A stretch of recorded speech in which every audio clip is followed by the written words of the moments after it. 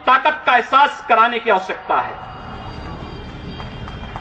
कौन मौलाना हैदराबाद से बोलता है, कौन कहां से बोलता है, इसलिए बहुत चिंता मत करिए, क्योंकि बकरे की अम्मा कब तक खैर मनाएगी आप देखते रहिए। बस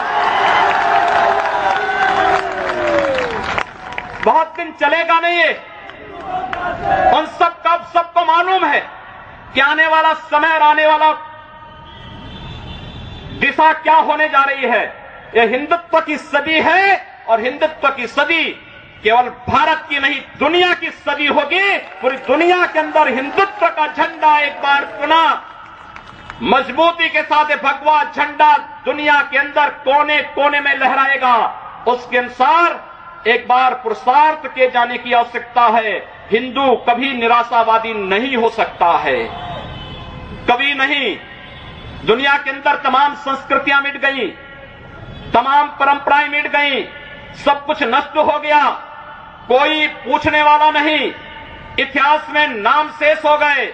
लेकिन इतनी विपत्तियों के बावजूद, हजारों हमलों को झेलने के बावजूद, तमाम षड्यंत्रों के बावजूद, अंदर और बाहर दोनों से हमलों को जूझते हुए भी अगर सनातन हिंदू धर्म मजबूती के साथ खड़ा है तो वह किसी के बल पर नहीं, इस जनता की ताकत के बल पर है। और जब तक ये आस्था सनातन हिंदू धर्म के प्रति आप सबकी बनी रहेगी, भारत माता के प्रति आपकी बनी रहेगी, दुनिया की कोई ताकत आपका बाल बांका नहीं कर पाएगा।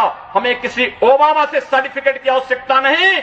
हिंदुत्व पर जो प्रहार करेगा उसको महाप्रलय को स्वयं आमंत्रित कर देगा, उस महाप्रलय की चपेट में स्वयं भी आएगा। इस बारे में किसी को कोई गलतफहमी नहीं होनी चाहिए। और इसलिए बंधुओं, आप सबका मैं आह्वान करूंगा। बहराइच में महाराज सुहेलदेव पासी के सामने लोग लड़ने के लिए आए थे, मात्र 2 लोग बचे थे, सबके सब मार डाले गए थे। और 1971 में 95,000 पाकिस्तानी कायरों को किस तरीके से मुर्गा बना करके नाक रगड़ने के लिए मजबूर कर दिया गया था भारत के बहादुर जवानों के द्वारा। और अगर इसके बाद भी आंखें नहीं खुलती हैं तो एक बार पुनः देख ले अपनी ताकत को। मैं तो यही कहूंगा, अंत में मुझे केवल यही कहना है कि बहुत महत्व मत दीजिए, ये हैदराबादियों को बहुत महत्व मत दीजिए, ये सब मौलानाओं को बहुत महत्व देने की आवश्यकता नहीं। दुनिया के अंदर जहां भी जाएंगे शक की निगाहों से देखे जाएंगे।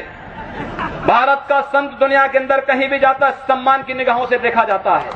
पूरी दुनिया के अंदर जहां भी भारत की संत परंपरा जाती है। सिंगापुर में मैं गया, मैं देर में पहुंचा, जब एयरलाइंस में बैठने के लिए हुआ तो उसने मेरे कपड़े देखे और सबसे आगे की सीट में बैठे हुए लोग वो खड़े हो गए, वो मुझे बुलाने लगे कि आप आगे। मैंने कहा नहीं, मेरी सीट पीछे। कहा नहीं आप आगे बैठिए। वहां की थाईलैंड में गए, वहां की बस में आगे की 2 सीट तो केवल संतों के लिए है, यानी मुफ्त में यात्रा करिए, जितनी यात्रा कर सकते हैं। दुनिया के अंदर कहीं भी आप जाएंगे भारत की संत परंपरा का सम्मान है और भारतीय नागरिकों का सम्मान है। यह भारतीयता की देन है। ओबामा जी, इसके लिए किसी से हम लोगों को सर्टिफिकेट लेने की आवश्यकता नहीं। हमारा प्रमाण हमारी विरासत है, हमें जो कुछ भी मिला है वह दुनिया के सामने है। लेकिन याद रखना, अगर कोई हिंदुत्व को छेड़ेगा तो वह मानवता की बर्बादी का संदेश होगा और कुछ नहीं होगा। हिंदुत्व दुनिया के अंदर सुख और शांति का प्रतीक है।